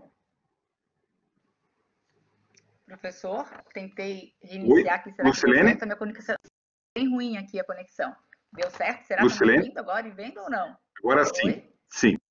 Tá certo? Sim, pode falar. Lucilene, Então volume vamos lá. 18, né? Vamos lá. Bom, meu nome é Lucilene dos Santos, eu sou juíza substituta desde 2004, votada na comarca da capital, onde eu atuo em variadas áreas. Eu quero agradecer inicialmente aos estimados professores, Marcelo e Gilson, pela oportunidade de fazer parte desta seleta coleção de Direito Ambiental, aos queridos professores espanhóis, Joaquim e Andrés Molina, e a todos que estão nos prestigiando nesse momento. Eu sou autora, então, do volume 18, cujo título é A Responsabilidade Pós-Consumo e a Logística Reversa dos Resíduos Sólidos. A obra, em síntese, tratou da Política Nacional de Resíduos Sólidos, que é a Lei número 12.305 de 2010, com enfoque na responsabilidade ambiental pós-consumo e especialmente na logística reversa, que é o principal instrumento de responsabilidade compartilhada pelo ciclo da vida dos produtos e uma das maiores inovações da lei. Tendo o estudo o objetivo de verificar se a logística reversa é efetivamente implementada para a tutela do meio ambiente. Para tanto, a obra trouxe a análise no essencial de legislação específica, doutrina correlatas e jurisprudência de todos os tribunais pátrios e dados estatísticos atuais a implementação da logística reversa em nosso país. E trouxe também do direito espanhol conceitos legais, doutrinários e dados estatísticos para elucidar as questões referentes à temática. Eu espero que o livro, que trata de um tema bastante complexo, sim, estão ouvindo? Sim. Professor? Certo. Sim. Sirva para estimular os estudos de veículo, digamos, para a efetiva aplicabilidade da logística reversa no nosso país, realidade, infelizmente, muito distante, em que pese todo o avanço que foi trazido pela Lei 12.305 de 2010. Muito obrigada a todos e passo a palavra ao professor Gilson. Muito obrigado, Lucilene, parabéns também. Eu imagino que o Jefferson Reis, volume 19, não se encontre, porque eu já o chamei antes e talvez ele tenha retornado para o estado de origem dele durante esse isolamento social, não sei, mas talvez esteja com alguma dificuldade de conexão. Também, volume 20, o Cristiano Bacim da Silva não pôde se fazer presente por causa de uma urgência profissional. Eu passo então ao volume 21, cujo autor é o Alexandre Valtric. Tudo bem, Alexandre? Bem-vindo. Tem a palavra. Volume 21.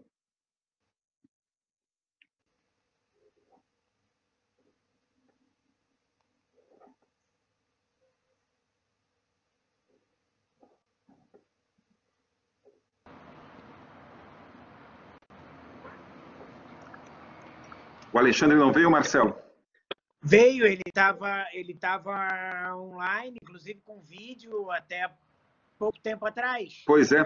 Vamos fazer o seguinte, a gente passa para o volume 22, cujo autor é Sérgio Laguna Pereira, e se o Alexandre conseguir a conexão, depois a gente chama ele de novo. Bem-vindo, Sérgio. Tudo bem? Volume 22. Bom dia, professor Gilson Jacobsen, meu orientador no mestrado, professor Marcelo Dantas, professores Andrés e Joaquim, bom dia a todos. É uma satisfação enorme estar aqui apresentando com vocês essa coleção. Eu sou procurador do Estado de Santa Catarina, né? Atualmente exerço a função de procurador-geral adjunto para assuntos jurídicos, e foi a partir dessa experiência profissional como procurador do Estado que surgiu a ideia de enfrentar o tema que eu abordei no volume 22 da obra, relacionado aos limites jurídicos, às restrições urbanísticas municipais, à localização de novas unidades prisionais, um estudo à luz do federalismo de cooperação e do direito à cidade sustentável. O que eu me propus no estudo, professores, foi a partir do modelo de federalismo de cooperação adotado no Brasil e considerando o paradigma da sustentabilidade, cujas múltiplas dimensões elas informam o planejamento urbanístico, o modelo de governança interfederativa pertinente ao processo de implementação de políticas públicas, foi formular um modelo decisório, democratizado e sustentável, que compatibilize, de um lado, a autonomia municipal em matéria urbanística e, de outro, a necessidade de efetivação de políticas públicas prisionais que estão a cargo dos Estados-membros. Tudo isso sem que a competência ou a autonomia de um ou outro ente possa ser completamente neutralizado ou inviabilizado. O estudo se desenvolveu em 3 capítulos. No primeiro capítulo foi analisado o modelo de federalismo adotado no Brasil, a sua dinâmica cooperativo-competitiva. Também se delineou as bases do que seria um novo modelo de atuação cooperativa interfederativa em matéria urbanística. Mais adiante, no segundo capítulo, eu versei sobre o regime urbanístico adotado no Brasil, sobre a construção de um espaço urbano sustentável. Foi analisado aí o paradigma da sustentabilidade, as suas múltiplas dimensões e o modo como esse paradigma impacta o direito fundamental à cidade e a governança interfederativa urbanística. Chegando no núcleo central do estudo, foi aí que se enfrentou mais diretamente o problema do sistema prisional brasileiro, a sua ineficiência, a superlotação, o que demanda, o que enseja a necessidade de uma implementação de políticas públicas que envolva a construção de novas unidades prisionais. Se destacou, então, quais são os óbices jurídicos impostos pelos municípios à execução dessas políticas públicas e, na tentativa de formulação, então, de um modelo decisório, se destacou os aspectos, quais são os aspectos procedimentais e quais são os requisitos materiais pertinentes à compatibilização da autonomia municipal, que a Constituição reconhece aos municípios para legislar sobre direito urbanístico, e a necessidade de parâmetros para que não se inviabilize as competências legislativas e materiais que são atribuídas aos Estados-membros no que tange às políticas públicas prisionais. O desafio, em suma, então, foi apresentar os aspectos destacados em relação a estudo e reflexões sobre o modelo de governança interfederativa em matéria urbanística, no que eu pude colher muitas contribuições da experiência espanhola, referente ao período em que passei na dupla titulação com MADAS, e tudo isso, notadamente, no que concerne ao processo de tomada de decisão sobre a localização de novas unidades prisionais. Esse é o resumo do estudo, e fico à disposição e agradeço a todos pela oportunidade de apresentá-lo aqui nessa videoconferência. Muito obrigado. Muito bom, Sérgio. Muito obrigado, parabéns. Eu retorno um pouquinho agora para o volume 21, porque parece que o autor, o Alexandre, conseguiu retornar, e chamo Alexandre Valtric Hatz para apresentar a sua obra, volume 21. Tudo bem, Alexandre? Nos ouve?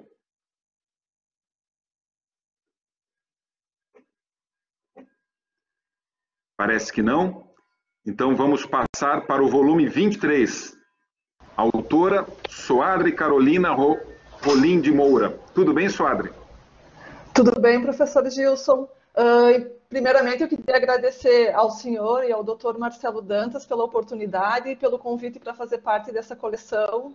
E me sinto muito honrada de estar ao lado de tantos profissionais gabaritados do meio jurídico.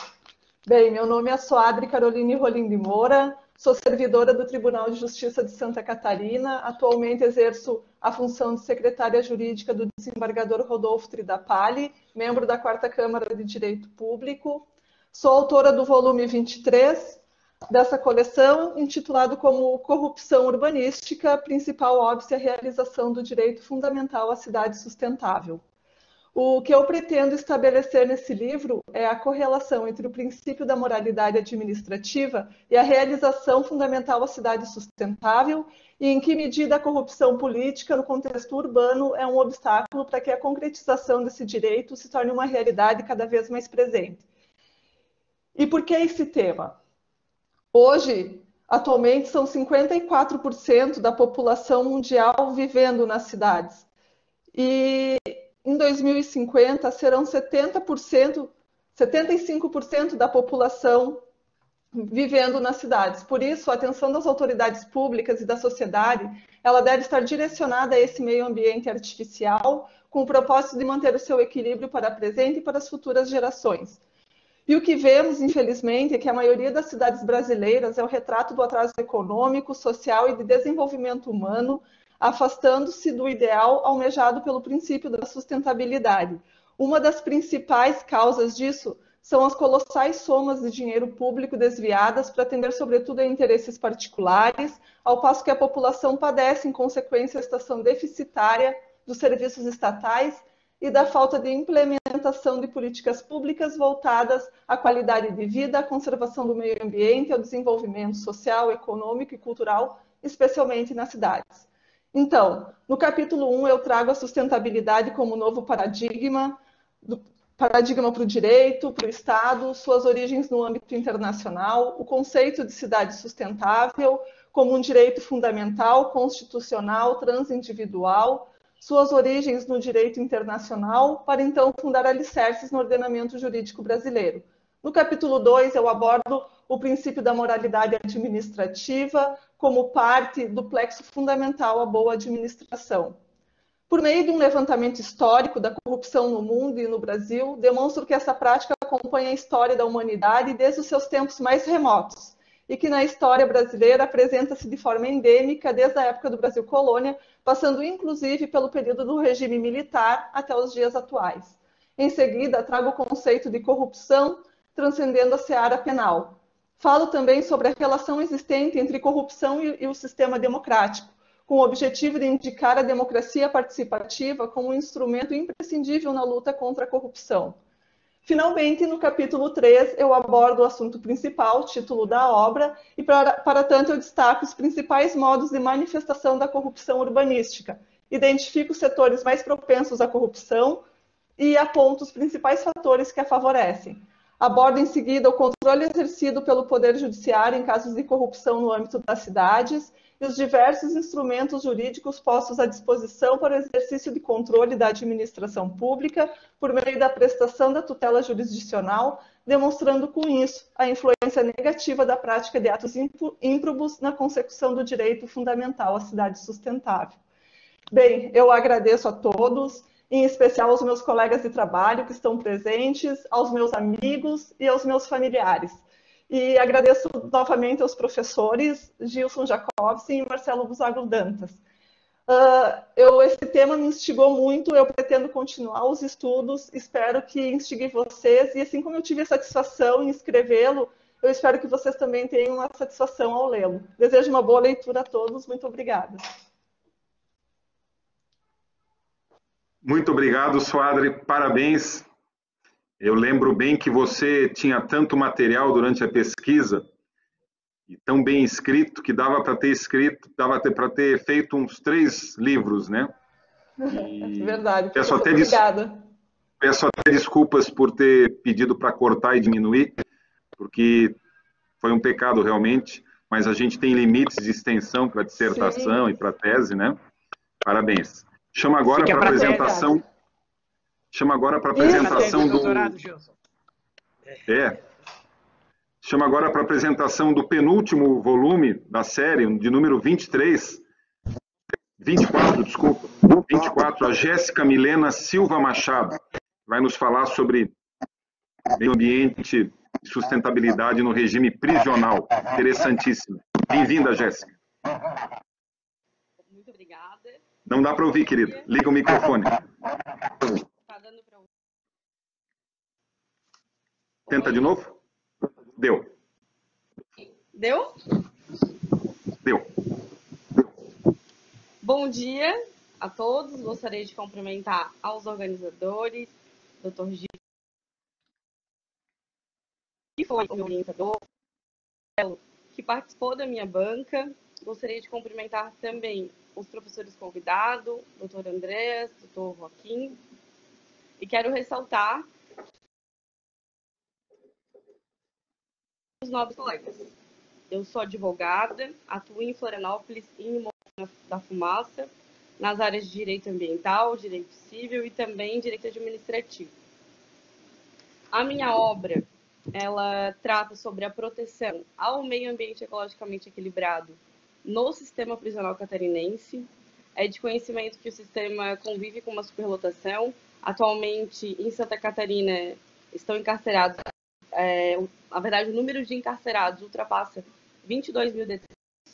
E por isso a minha proposta de analisar se o sistema prisional colabora com a proteção do meio ambiente através de ações sustentáveis diárias, como, por exemplo, a coleta seletiva de lixo, a compostagem, o reaproveitamento da água da chuva, a reciclagem de resíduos, a plantação de alimentos para consumo próprio.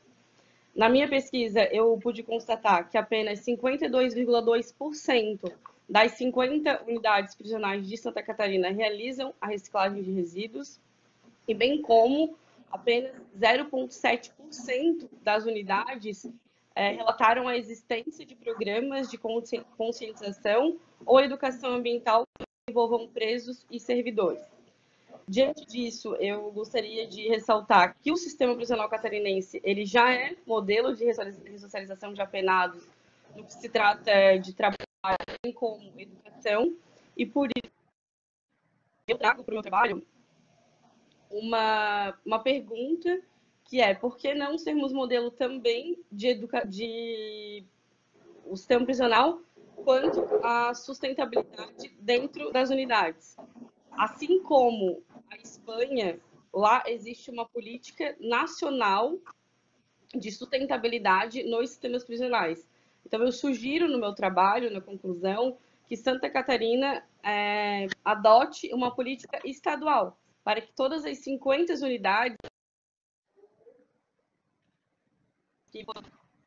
tenham que lidar e tenham que observar essa política em suas ações diárias e até na construção das novas unidades e implementação nas que já existem.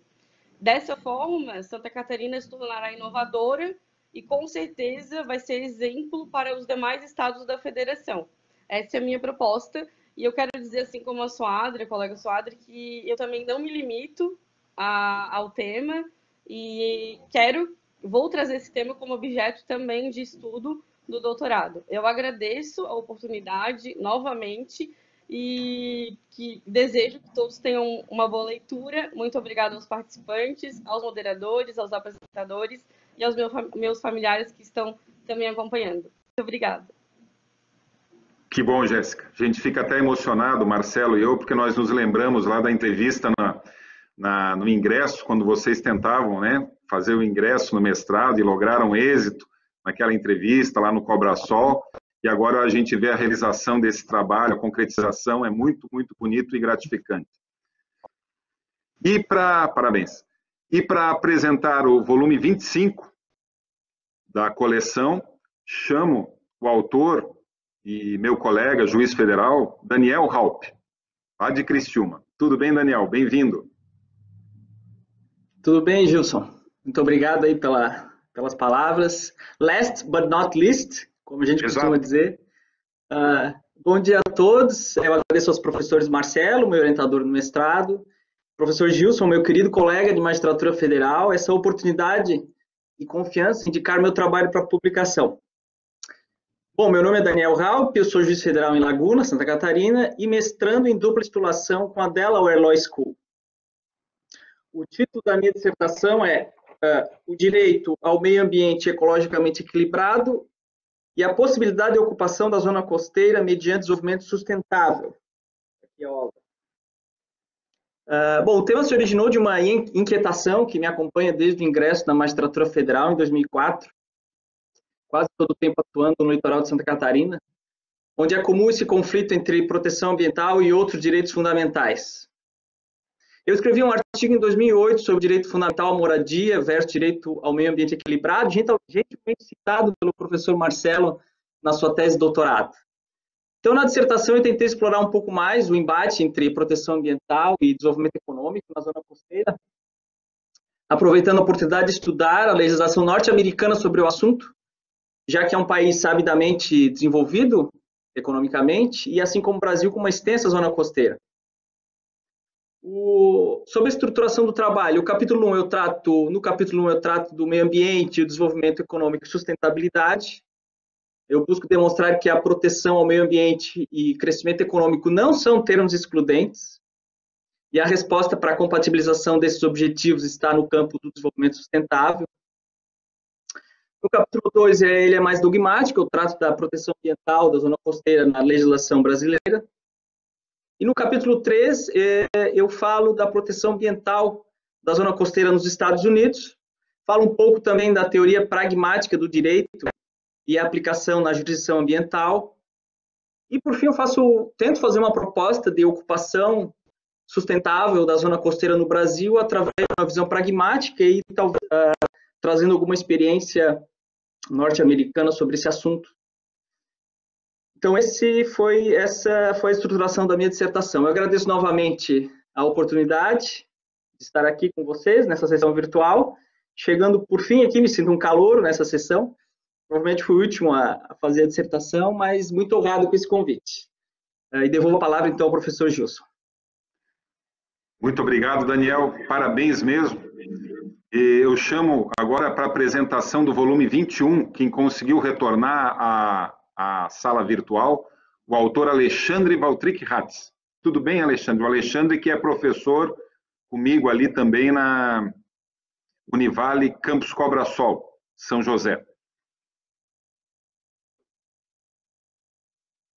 Alexandre, consegue ingressar para falar do seu volume 21? O Alexandre está como participante, eu pediria a Ana Luísa se pudesse transformá-lo em apresentador. Sim.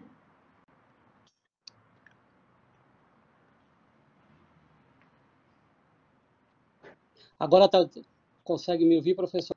Sim, Alexandre. Bem-vindo. Tudo bem? Só não conseguimos lhe ver ainda.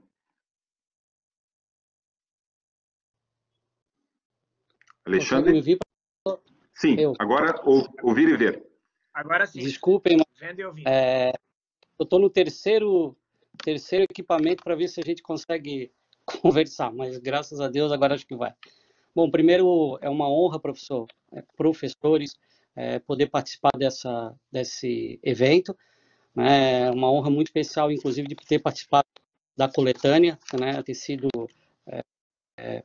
brindado, né, com essa possibilidade, porque é uma honra poder estar numa coleção organizada pelo professor Gilson, que é uma referência, professor Marcelo Dantas, né, meu eterno orientador, e sempre, além de tudo, um dileto amigo, e fazer uma homenagem especial aos professores Andrés Molina e o professor Joaquim, que agora eu também tenho a honra de contar com a sua orientação no doutorado. Então, é de forma muito especial que eu participo. E fazer uma menção ao professor Marcelo, professor Gil, se me permitem, nós estamos com a presença dos nossos alunos da primeira fase da graduação da Univale, do curso de Direito, e fazer uma menção especial a eles, porque estão acompanhando aí desde cedo. Que legal.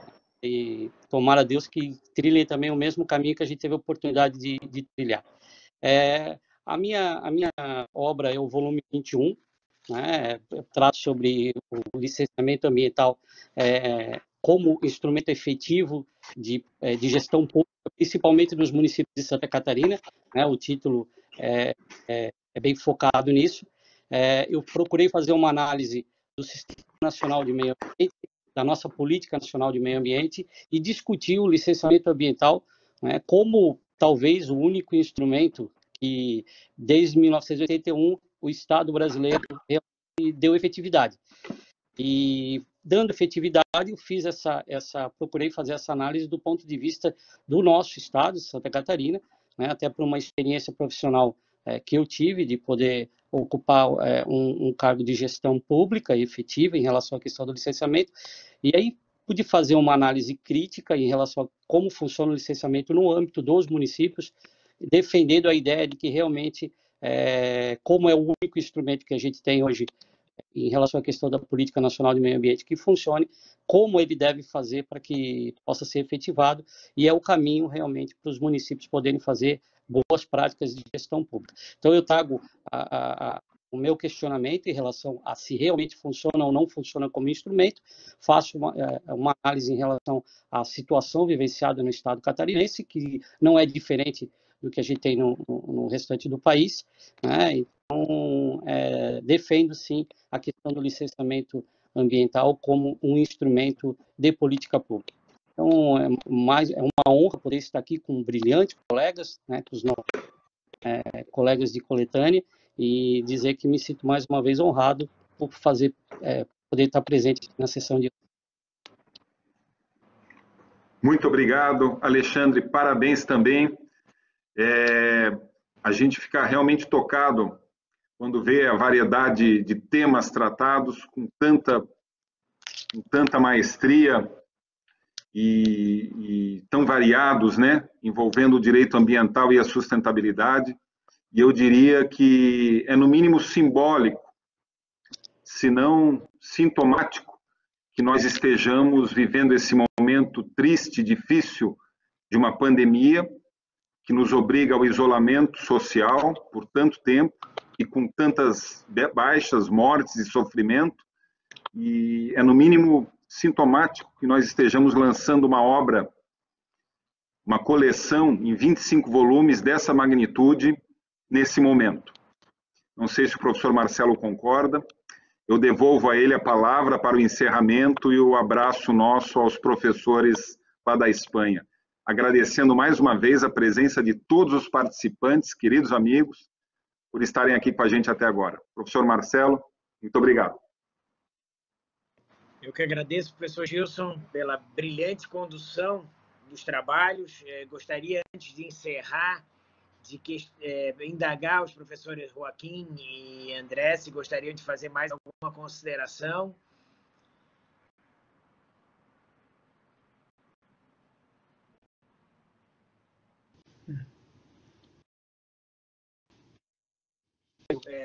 Andrés. Sí. Gracias, Marcelo. Un placer. Un placer haber estado con todos ustedes, escuchando a los alumnos todas estas presentaciones, y de nuevo felicitar tanto al profesor Gilson como a Marcelo por esta magnífica iniciativa. Un fuerte abrazo desde Alicante y espero veros pronto. Muchísimas gracias. Hasta já.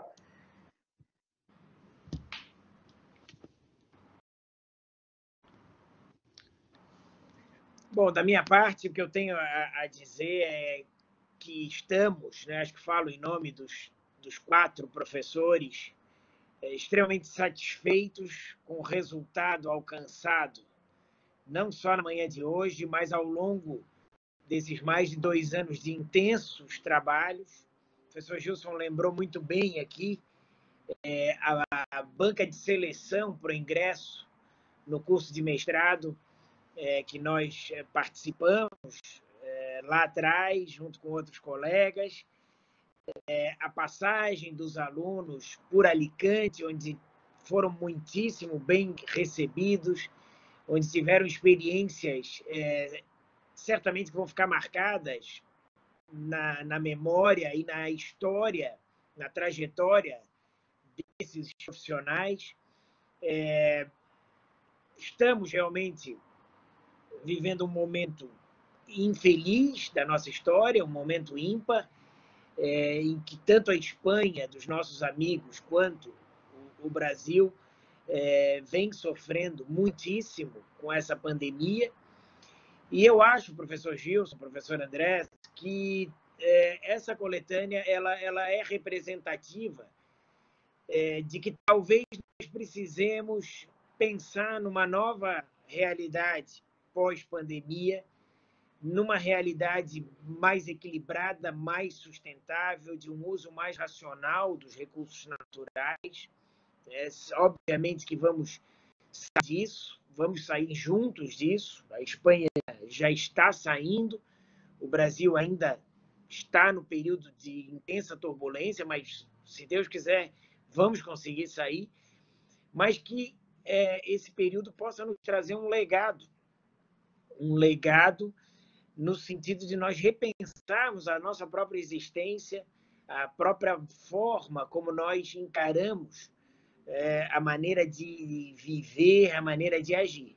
Vamos precisar, mais do que nunca, de desenvolvimento econômico e social por conta da crise que está se instaurando, já está instaurada nos dois países, mas precisamos fazer isso com equilíbrio ecológico, com sustentabilidade e talvez com menos exageros pessoais por parte de toda a sociedade.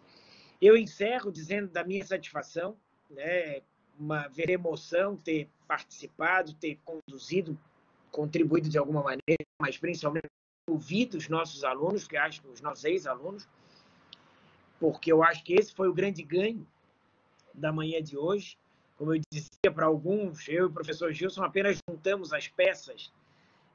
O mérito é todo, exclusivo, dos alunos. Os trabalhos são brilhantes, são sensacionais, não tem um trabalho mais ou menos, de mais ou menos boa qualidade. Todos são sensacionais. Eu me permiti colocar ali no chat o endereço da editora Hábitos, da Amazon, para quem tiver interesse na aquisição dessas obras, mesmo no período da pandemia, isso é perfeitamente possível. Dizer que nós tivemos um público não só qualitativo, mas quantitativo, expressivo, durante todas essas quase 2 horas que nós estamos aqui reunidos. E foi realmente muito positivo, o saldo é extremamente positivo. E eu agradeço mais uma vez ao professor Andrés Molina, meu queridíssimo amigo, de quem estou saudoso, mas espero reencontrar. Se Deus quiser, poderemos retomar as nossas jornadas em outubro desse ano, ou, se não for possível, em maio do ano que vem, como ocorre todos os anos desde 2013.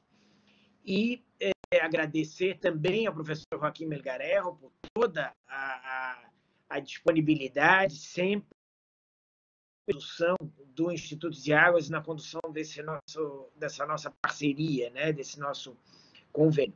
Professor Gilson, da mesma forma, meu grande abraço, mais uma para a nossa conta de projetos realizados e, para mim, a satisfação muito bem sucedida. E a todos, um bom final de semana e, mais uma vez, obrigado e parabéns aos autores e editora Hábitos. Um abraço a todos. Gracias, querido. Abraço. A ti. Adiós, amigos. Adiós. Gracias. Muchas. Tchau, pessoal. Muito obrigado. Um grande abraço. Fiquem com Deus. Um abraço. Abraço, Gilson. Tchau, obrigada. Parabéns, Marcelo. Obrigado. Tchau, gente. Felicidade. Tchau, obrigada, gente. Valeu. Tchau, gente. Muito obrigada. Foi excelente. Tchau. Foi top. Tchau, muito obrigada.